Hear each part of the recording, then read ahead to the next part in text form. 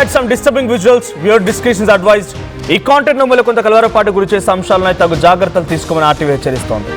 అయితే ఖమ్మం జిల్లాలో అమానుష ఘటన చోటు చేసుకుంది. ఓ 12 ఏళ్ల బాలిక పైన మహమ్మద్ గౌస్ అనేటువంటి ఒక ఉన్మాది అఘాయిత్యానికి పాల్పడి ఆ అమ్మాయిని 2వ అంతస్తు నుంచి తోసిపడేశాడు, నెట్టేశాడు.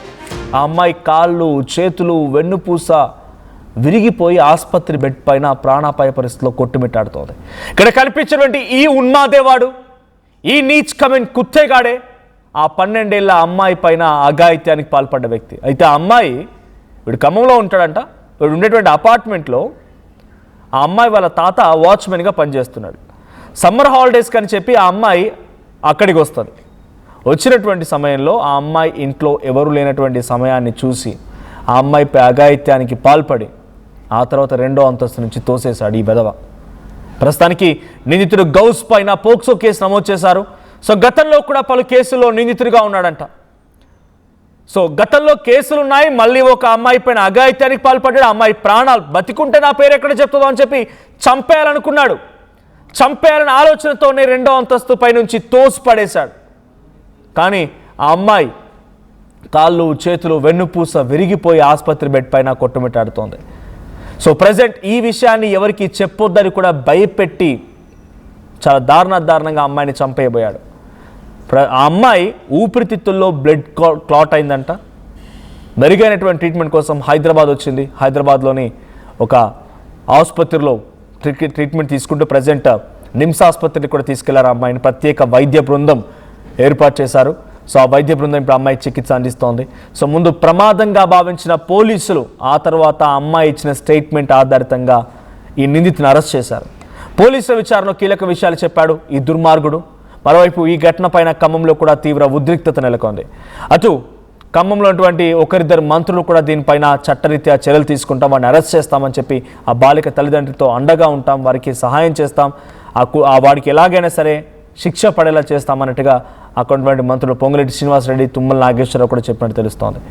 అయితే బాలికపై అతి కిరాతకంగా ప్రవర్తించినట్టు ఈ నిందితుడిని ఏం చేస్తే బాగుంటుందో మీరు కూడా కామెంట్ చేయండి. చూడండి, చూస్తే 49 ఏళ్ళు అంట వీడికి. నిజంగానే ఐఎమ్ సారీ, మిమ్మల్ని చాలా సందర్భాల్లో నేను కొన్ని పదాలు వాడాలన్నప్పుడు రిక్వెస్ట్ చేస్తున్నాను. వీడు మగాడు అనే రకంగా ఏ రకంగా చెప్పుకుంటున్నాడో వాడి మగతనాన్ని చంపేయాలి, బతకనీయకుడు ఈ దుర్మార్గుని. 50 ఏళ్ళండి వాని వయసు. ఏం పోయే కాలం వానికి మనవరాల వయసు ఎటువంటి అమ్మాయి 12 ఏళ్ళ వయసు. 50 ఏళ్ళ ఈ మూర్ఖుడు, ఈ దుర్మార్గుడు అంతరానికి అంత బలుపు, కండకావరం, తీట, మదం, ఇంకేమైనా పదాలు ఉంటే అంత ఉంటే చచ్చిపోయేదాన్ని దునికి ఆ ఖమ్మంలో చాలామంది పాపం పిల్లలు, యువకులు మొత్తం కూడా చచ్చిపోతున్నారు. మద్యానికి బానిసలు అయిపోయి ఇంకేదో మారక ద్రవ్యాలకు బానిసలు అయిపోయి ఓ చెరువో లేకపోతే ట్యాంకర్ చూసి దూకి చచ్చిపో, ఏం చేత కాకపోతే. 50 ఏళ్ళకు నీకు ఇంకా ఇలాంటి పిచ్చి పని కావాల్సి వచ్చిందా? 50 ఏళ్ళ వయసులో నీకు మనవరాలయ్యేటువంటి ఆ అమ్మాయిని ఈ రకంగా చెరచడం, చంపేసే ప్రయత్నం చేయడమా? పోలీసులు అరెస్ట్ చేశారు. పోలీసు అరెస్ట్ చేయవద్దు. ఇంకా నేను ఒక జర్నలిస్ట్గా ఈ మాట మాట్లాడకూడదు, బట్ ఇటువంటి సంఘటనలు జరిగినప్పుడు డెఫినెట్గా పబ్లిక్ నుంచి వచ్చే మాట ఏంటి? ఎన్కౌంటర్ చేయాలి, నిజంగానే వీనికి ఆ శిక్ష వేయాలేమో, అటువంటి వీని బలుపుని మొత్తాన్ని వంగదీయాలేమో. అప్పుడే ఇంకా ఇటువంటి ఘటనలు ఆగిపోతాయి జరగకుండా. ఆ 12 ఏళ్ళ అమ్మాయి కూడా మాట్లాడుకొచ్చింది, ఆ బాధితురాలు. ఒకసారి అమ్మాయి మాట వినండి మీరు కూడా. నన్ను కింద ఉంటే మమ్మీ వాళ్ళు వచ్చి చుట్టూ చూసుకుంటే అటు చేసిండు. అప్పటి నుంచి ఆయనంటే నాకు భయం వేసి ఆయనప్పుడు బయటికి రాలేదు. ఒకరోజు ఆయన ఇంట్లో లేదు. అయితే పైన పోయేటప్పుడు 2వ ఫ్లోర్ కన్నించి ఎవరో వచ్చినట్టు అనిపించింది. సాయిగులంకులే అనుకున్నా, కానీ తిరిగి చూడలేదు. పట్టించుకోకుండా పైన పోతే 3వ ఫ్లోర్ కానించి సాయిగులంకులు ఉన్నట్టు అనిపించింది. అయితే తర్వాత కళ్ళు పడిపోతే సాయిగులంకులు వచ్చి అటు చేసింది. భయం వేసి ఎవరు అనుకుని లేచి కళ్ళు అనుకుని పోయి నిలబడ్డా. ఆయన వచ్చి ఎత్తుకొని అవుతుంది పక్క పడేసిపోయాను. చూడండి ఆ పాప ఏం చెప్తుందో, ఎలా చేశాడు, తర్వాత వచ్చిన తర్వాత తల్లిదండ్రులు చూసి ఏం చెప్పారు, తోసేయడం. ఇలా నిజంగా ఆ పాప మాటలు వింటూ ఉంటే వీని మనిషిలా చూడకూడదు మనం, ఒక మృగం ఇప్పుడు సమాజంలో తిరుగుతున్న ఒక చీడ పురుగు. మనం ఇంట్లో బొద్దింకి వస్తే ఏం చేస్తాం, లేకుంటే చీడ పురుగు వస్తే ఓ పురుగు ఏం ఎట్లా చంపేస్తాం, అటువంటి మాదిరిగా వీళ్ళందరూ కూడా హిట్ కూడా చంపేయాలి ఈ విధవలందరినీ.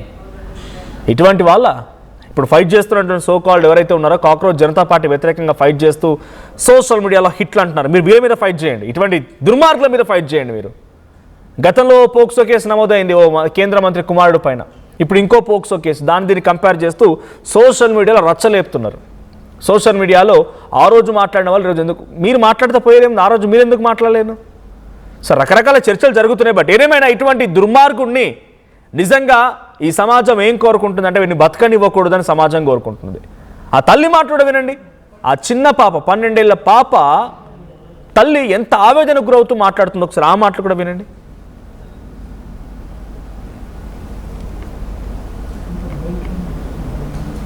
నాకు ఏమని జరిగింది చెప్పు. అంకుల్ నన్ను ఏ అంకుల్ పేరు చెప్పు. అంకుల్ పేరు ముస్లిం అని పేరు తెలియదు సార్. మీ అపార్ట్మెంట్ లో ఉంటాడా? అపార్ట్మెంట్ లో ఏం చేస్తాడు ఆయన? ఉంటాడు.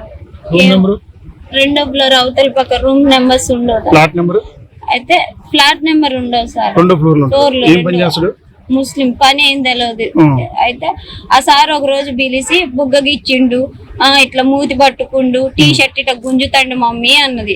అయితే నువ్వు చిన్న పిల్ల కాదుగా, 8th క్లాస్ చదివే పిల్లవి, ఎంత జాగ్రత్త ఉండాలి, ఒక్కసారి నన్ను అమ్మ అని మొత్తుకోవచ్చుగా, నేను వచ్చి ఏంది అట్ట చేస్తాను అని అడుగుతునుగా, నాకు చెప్పకుండా ఎందుకు పోయినావు, అసలు ఆయన ఎందుకు పిలిచిండు, పిలిచినంత మాత్రం పోవచ్చా, నీ జాగ్రత్త నీకు తెలాలి, మీ స్కూల్లో చెప్పలేదా నీకు అని చెప్పి నేను అరిసిన.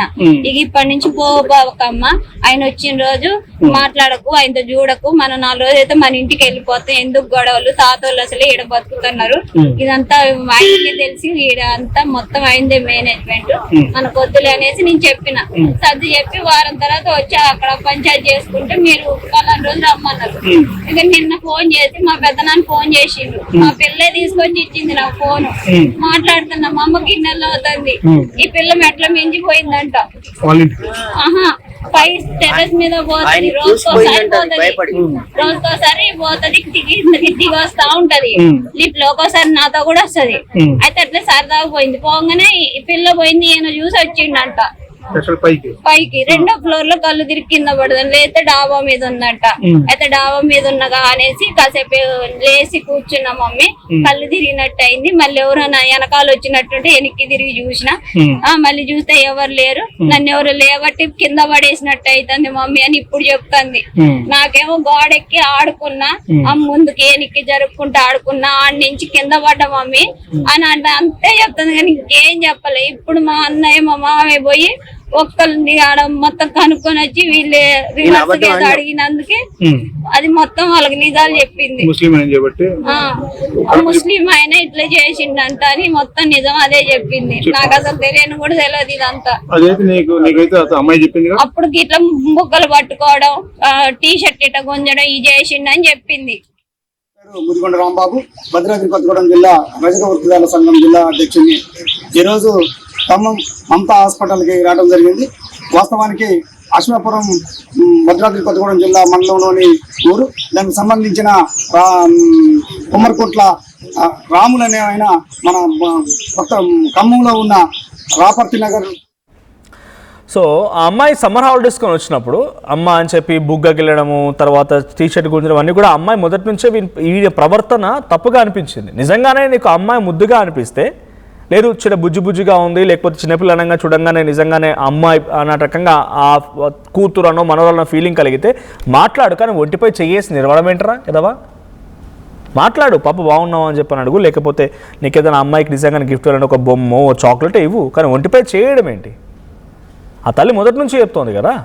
ఆ తల్లి ఏమంటోంది, సో ఇలా మా పాప చెప్పేది, కానీ అప్పుడు సమ్మర్ హాలిడేస్ అయిపోతే వెళ్ళిపోతాం అమ్మ ఇంటికి, మనం ఎందుకు ఇక్కడ గొడవ పెట్టుకోవడము, తాత వాళ్ళు ఇక్కడే బతుకుతున్నారు, మనం వారం రోజులు వెళ్ళిపోతాం, అంకుల్ రాగానే నువ్వు అక్కడ కలవకు, అంకుల్కి ఎదురు పడకు, నువ్వు అంకుల్తో మాట్లాడకు, నువ్వు ఇంటికి వచ్చేసి అన్నట్టుగా తల్లి చెప్పిందట. ఆ రోజు కూడా అమ్మాయికి ఏం తెలియదు, కింద పడేంత వరకు అమ్మాయికి ఏం తెలియదు. ఆ అమ్మాయి ఆడుకుంటూ ఉంది, లిఫ్ట్లో వెళ్ళడం, పైకి వెళ్ళడమో నడవడమో ఏదో చేస్తూ ఉంది. హాస్పిటల్కి వచ్చిన తర్వాత ఈ విషయాన్ని ఆ పాప తల్లికి చెప్పిందట.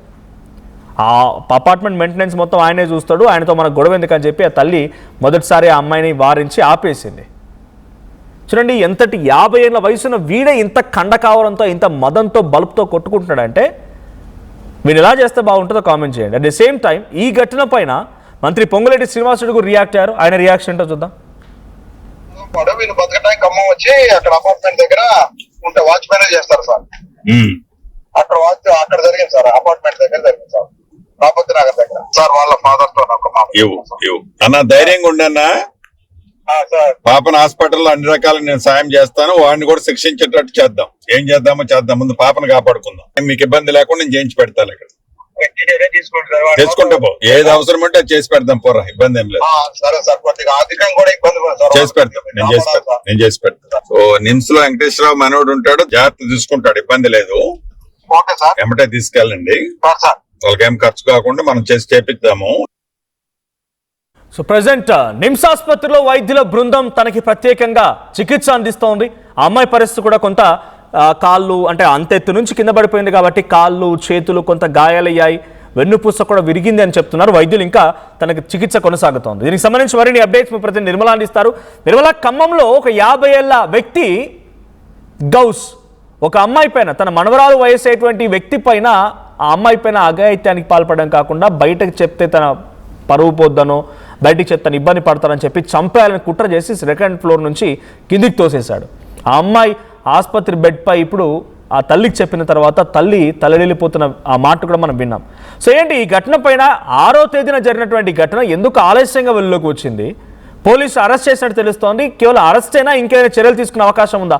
ప్రతి సందర్భంలో ఇటువంటి అంశాలు వచ్చినప్పుడల్లా సమాజం కోరుతుంది ఒకటి, ఇలాంటి వాళ్ళని బతకనివ్వకూడదు అని చెప్పి సమాజం అంటోంది. సో ఇప్పుడు ఈ ఇన్సిడెంట్ పైన ఆ అమ్మాయి హెల్త్ అప్డేట్స్ ఏంటి, ఆ తల్లిదండ్రులు ఏం చెప్తున్నారు, చుట్టుపక్కల కొంతమంది ప్రజా సంఘాలు పొలిటికల్ పార్టీస్ కూడా ఇన్వాల్వ్ అయ్యి వాళ్ళు ఏం చెప్తున్నారు? ఎస్ మనోజ్, ఈ ఘటన మాత్రము చాలా అంటే చాలా విషాదకరమని కూడా చెప్పుకోవచ్చు. ఈ విషయం చెప్పడానికి కూడా చాలా అందరికీ కలిచివేస్తున్న ఘటన ఇది, బాధాకరమైన విషయం అని కూడా చెప్పుకోవచ్చు. 12 సంవత్సరాల అమ్మాయి, ఆ అమ్మాయి మీద 6వ తారీఖు ఇలాంటి అఘాయిత్యం జరిగితే ఇప్పటి వరకు కూడా సమయం లేట్ అవ్వడానికి గల కారణాలు ఏంటంటే అమ్మాయి పాపము హాస్పిటల్లో బెడ్ పైన ఉంది. అమ్మాయి చెప్పేంత వరకు కూడా నిజాలు ఏంటి అని తెలియకపోవడమే కారణము అనేది కూడా తెలుస్తూ ఉంది ప్రత్యక్షంగా కూడా. ఆ అమ్మాయిని 3 అంతస్తుల బిల్డింగ్ మీదకి వెళ్ళి కింద పడేసినప్పుడు పాపము అమ్మాయికి చేతులు, కాళ్ళు, వెన్నెముక మొత్తం కూడా డ్యామేజ్ అయ్యాయి. పాపం ఆ 3 డ్యామేజ్ అవ్వడంతో అమ్మాయి కోలుకోలేని పరిస్థితుల్లో ఉండడం పట్ల కూడా డాక్టర్లకు అనుమానం వచ్చిన తర్వాత కూడా అమ్మాయికి మెరుగైన వైద్యం అందించిన తర్వాత అమ్మాయికి స్పృహ వచ్చినాక ఆ అమ్మాయి ఇచ్చిన స్టేట్మెంట్ ప్రకారము అప్పుడు నిందితుడు బయటికి రావడం కూడా జరిగింది. ఆ నిందితుడు పేరు అన్నీ కూడా గౌస్ అనే వ్యక్తి అదే అపార్ట్మెంట్లో ఉంటాడు. ఇంత అఘాయిత్యానికి పాల్పడ్డాడు. ఈ అఘాయిత్యానికి పాల్పడే విషయాన్ని కూడా పోలీసులోకి ఇప్పుడు సాధారణ విచారణే చేశారు. అతన్ని అదుపులోకి తీసుకొని సాధారణ విచారణే జరిపిస్తున్నారు. ఇంకా రిమైండ్కి తరలించలేదు, ఇంకా కోర్టులో హాజరుపరచలేదు. తన మీద ఎలాంటి చర్యలు తీసుకోవాలి అనే దాని మీద కూడా ఇంకా పోలీసులు నిఘా పెట్టలేదు. ఇదే విచిత్రము. ఏంటంటే ఈ విచిత్రమే ఇప్పుడు ఈ సమాజాన్ని మళ్ళీ పాడు చేస్తుందని చెప్పుకోవచ్చు. ఇంకొకటి, దీనిపైన కూడా ఇప్పుడు పొలిటికల్ లీడర్లు అందరు కూడా, ఇటు మంత్రి పొంగులేటి శ్రీనివాస్ కావచ్చు, తుమ్మల నాగేశ్వరరావు కావచ్చు, చాలామంది స్పందిస్తూ ఉన్నారు, ప్రజలు స్పందిస్తూ ఉన్నారు. ముఖ్యంగా ఎందుకంటే ఇక్కడ చేసింది చాలా దారుణాతి దారుణం అని కూడా చెప్పుకోవచ్చు. ఈ దారుణమైన ఘటన వేసవి సెలవుల కోసము అమ్మమ్మ తాతయ్య ఇంటికి వచ్చిన పాపను ఇంత అఘాయిత్యానికి పాల్పడేలా చేసి ఎవరికైనా చెప్పుతుందేమో అనే ఒక భయంతో, ఇంటెన్షన్ తోటి అమ్మాయి ప్రాణాలే తీయాలనుకున్నాడు దుర్మార్గుడు. మరి అలాంటి సిచ్యువేషను ఖమ్మంలో ఏర్పడడం పట్ల కూడా పోలీసులు ఇప్పుడు పొలిటికల్ లీడర్స్ అంతా కూడా, మంత్రులందరూ కూడా స్పందించడం వల్ల ఇప్పుడు పోలీసులు యాక్షన్ తీసుకునే తత్వం కనిపిస్తూ ఉంది. అదేవిధంగా మెరుగైన వైద్యం కోసం మళ్ళీ ఇక్కడికి నిమ్స్ ఆసుపత్రికి కూడా అమ్మాయిని ఇక్కడికి తీసుకురావడం జరిగింది. ఇక్కడ నిమ్స్ ఆసుపత్రి డాక్టర్ కూడా స్పందించారు. ఆయన ఒకటే చెప్తున్నారు, అమ్మాయికి మెరుగైన వైద్యం అందిస్తాము, వాళ్ళ ఆరోగ్యశ్రీ కార్డు మీదే మేము జాయిన్ చేసుకున్నాము, స్పెషల్ డాక్టర్ను కూడా పెట్టాము, ఆల్రెడీ ట్రీట్మెంట్ స్టార్ట్ చేశాము, వాళ్ళ తల్లిదండ్రులు ఉండడానికి కూడా వసతి ఏర్పాట్లు చేశాము. ఎట్టి పరిస్థితుల్లో కూడా అమ్మాయిని మళ్ళీ పునరావృతం చేసి యథాస్థానానికి కూడా మేము తీసుకొస్తాము. ఈ ఘటన పైన మాకు చాలా బాధేస్తుంది, ఇలాంటి ఘటన ఈ అమ్మాయి పైన జరగడం అనేది కూడా అని చెప్పేసి ఇటు నిమ్స్ డాక్టర్లు కూడా స్పందిస్తూ ఉన్నారు. ముఖ్యంగా ఇప్పుడు నిందితుడు గౌసును మాత్రం పోలీసులు అదుపులోనే ఉన్నాడు. మరి పోలీసులు ఎటువంటి విచారణ జరిపించబోతున్నారు అనే దాని మీద కూడా తెలియాల్సి ఉంది. తర్వాత తనకి ఎటువంటి శిక్ష పడాలి అనేది కూడా తెలియాల్సి ఉంది. ఎందుకంటే ప్రజలందరూ కోరుకుంటున్నారు. ఇక్కడ ముఖ్యంగా మన ఇండియాలో చెప్పుకోవచ్చు, తెలుగు రాష్ట్రంలో, ఈ తెలంగాణ రాష్ట్రంలోనే కాదు, ఇండియా లెవెల్లో కూడా ఇలాంటి సంఘటనలు, ఇలాంటి దుర్ఘటనలు అనుకోవాలి, దుర్ఘటనలు జరిగినప్పుడు ఆన్ స్పాట్ రిజల్ట్ కోర్టు ఇవ్వకపోవడంతో ఇంకా విచ్చలవిడిగా ఈ నేరాలు అనేటివి జరుగుతూనే ఉన్నాయి. ఇలాంటి అఘాయిత్యాలకు పాల్పడుతూ ఉన్నారు చాలామంది. అందుకు దీని పట్ల ఇప్పుడైనా స్పందిస్తుందేమో, నిజంగా కోర్టులు ఏమైనా కొత్త చట్టాలు తీసుకొస్తారేమో, స్పాట్ రిజల్ట్ చూపిస్తారేమో, మళ్ళీ ఇంకెవరైనా చేయకుండా ఉండేటట్టుగా కూడా మరి చర్యలు చేపడతారేమో అని అందరూ ఎదురు చూస్తున్నారు. అదే కోరుకుంటున్నారు మనోజ్. మొత్తంగా ఆ అమ్మాయి 12 ఏళ్ల బాలిక పైన 49 ఏళ్ల వయసున్నటువంటి ఇక్కడ ఫోటోలో కనిపించినటువంటి ఈ ఉన్మాది అఘాయిత్యానికి పాల్పడి తను బయటికి చెప్తోందని చెప్పి మళ్ళీ ఆ అమ్మాయిని 2వ ఫ్లోర్ నుంచి తోసివేయడంతో గాయాల పాలైపోయి ఆసుపత్రిలో చికిత్స పొందుతోంది. సో ప్రజెంట్ నిమ్స్ ఆసుపత్రిలో ప్రత్యేక వైద్య బృందం తనకు చికిత్స అందిస్తోంది. సో ఈరోజు ఇంకా అమ్మాయి ఆసుపత్రి బెడ్ పైనే కొట్టుమిట్టాడుతుంది. సంఘటన జరిగి కూడా సుమారుగా వారం రోజులు అవుతున్న ఆలస్యంగా వెలుగులోకి వచ్చింది. చాలా గోప్యంగా దీని నుంచే ప్రయత్నం చేశారు. సో ఆ తర్వాత బయటికి వచ్చినటువంటి ప్రజా సంఘాలు, కమ్యూనిస్టులు, తర్వాత మరికొంతమంది సమాజంలో ఫైట్ చేసే వ్యక్తులు అందరూ బయటకు వచ్చి మాట్లాడుతున్న తరుణంలో ఈ ఉన్మాదిని అరెస్ట్ చేశారు పోలీసులు. అరెస్టే సమాధానం అయితే, అరెస్టే ఇటువంటి వాళ్ళ బుద్ధిని, దుర్బుద్ధిని, ఆలోచనని, వీళ్ళ బుర్రని మార్చితే, అరెస్టే వీని మదాన్ని తగ్గిస్తే ఇలా ఎందుకు చేస్తారు? మరి అరెస్ట్ అంటే గతంలో కూడా కేసులు ఉన్నాయట వీడి మీద, గతంలో కూడా పలు కేసులు ఉన్నాయట వీడి మీద. వీడి కేసులు, అరెస్టులు కొత్త అనుకుంటున్నారా? సో ఇటువంటి వాళ్ళని ఎలా శిక్షించాలి, ఎలా శిక్షిస్తే బాగుంటుంది? ఆ 12 ఏళ్ల బాలిక మాటలు ఉన్న తర్వాత వీళ్ళు ఎలా శిక్షిస్తే బాగుంటుందో కామెంట్ చేయండి. ఒకసారి మళ్ళీ ఆ బాలిత అమ్మాయి మాటలు విన్నా. పోయేటప్పుడు 2వ ఫ్లోర్ కన్నించి ఎవరు వచ్చినట్టు అనిపించింది. సాయిగులంకులే అనుకున్నాను. తను తిరిగి చూడలే, పట్టించుకోకుండా పైన పోతే 3వ ఫ్లోర్ కానించి సాయిగులంకులు ఉన్నట్టు అనిపించింది. అయితే తర్వాత తల్లి పడిపోతే సాయిగులంకులు వచ్చి అటు చేసింది. భయం అదే అపార్ట్మెంట్ లో ఉన్నాయి. అతను బిల్డింగ్ పై నుంచి క్లోజ్ చేసినారంటే ప్రైమరీగా మనం కేసు రిజిస్టర్ చేయడం, తర్వాత మెడికల్ లోను మెజిస్ట్రేట్ ముందు ప్రొడ్యూస్ చేసి భరోసాలో స్టేట్మెంట్ ప్రకారం, మెడికల్ ఎవిడెన్స్ ప్రకారం కేసు దాన్ని ఫైనలైజ్ చేస్తాం. 6th రోజు జరిగింది. ఆమె అప్పుడు హాస్పిటల్లో అడ్మిట్ అయింది. ఈ 2 రోజులు బట్టి ఆమె కొద్దిగా మంచి స్టేట్ లో లేదు. అమ్మాయి నిన్న స్లోలోకి వచ్చి, నేను సాయంత్రం స్లోలోకి వస్తే వాళ్ళ అమ్మకి చెప్పింది. వాళ్ళ అమ్మాయి పోలీస్ స్టేషన్కి వస్తే ఏమిటంటే మనకి రాత్రి మనం కేసు రిజిస్టర్ ఇంకా కేసు ఇన్వెస్టిగేషన్ లో ఉంది. Case investigation POCSO case register, POCSO case medical దాని ప్రకారం ఇంకేమైనా ఉంటే దానికి ఫర్దర్ సెక్షన్స్ యాడ్ చేసినాడని చెప్తుంది. దీనికి ఒక అప్పీల్ ఏంటంటే, అమ్మాయి దగ్గర పోయి కొంతమంది ఫోటోలు, అమ్మాయి ఫోటోలు అనేది బయటికి రావద్దు, కొంతమంది అచ్యుతంతో పెడుతున్నారు. అట్లా పెడితే సుప్రీంకోర్టు గైడ్లైన్స్ వ్యతిరేకం, అట్లా ఎవరు చేయొద్దు అని చెప్పి మా అప్పీల్. మనం చట్ట ప్రకారం అన్ని చర్యలు తీసుకుంటున్నాం. మనకి నేను రాత్రిలోనే మనం ఆల్రెడీ కేసు రిజిస్టర్ చేయడం జరిగింది. మెడికల్కి పంపించినాము, మేము డీడీ చేయించినాము, తర్వాత అన్ని ట్రామా సెంటర్కి, సైకాట్రిస్ట్కి రాసినాము, భరోసా సెంటర్కి పంపించినాము, అన్ని చేస్తున్నాము. అక్యూజ్ కూడా అతి త్వరలో మనం అరెస్ట్ చేస్తాం. 24 గంటల్లోనే అన్ని చేస్తాము ప్రొసీజర్ ప్రకారం. కాబట్టి దీన్ని ఎట్టి పరిస్థితుల్లో కూడా వేరే వాళ్ళు అమ్మాయి కోసం అని చెప్పి అమ్మాయి ఫోటోలు కానీ ఇట్లాంటి బయట చేస్తే సుప్రీంకోర్టు గైడ్లైన్స్ వ్యతిరేకం కాబట్టి వాళ్ళ మీద చట్టరీత్యా చర్య తీసుకుంటాం. అవసరం లేదు. వాళ్ళ పేరెంట్స్ అంటే తప్పిస్తారు. నిన్న అంటే మనం డీడీకి రిక్వెస్ట్ ఇచ్చాము, డీడీ రికార్డ్ అయిపోతే అయిపోయింది. అతనికి 45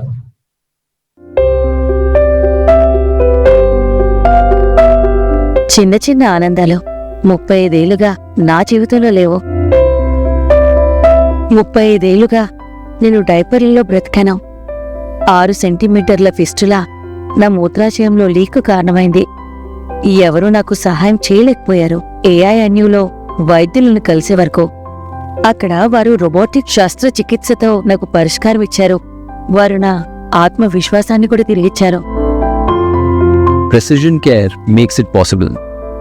The Center for Robotic Surgery at AINU. 900 plus companies, 7.89 lakh per annum average CTC, 100% placements. KL deemed to be university.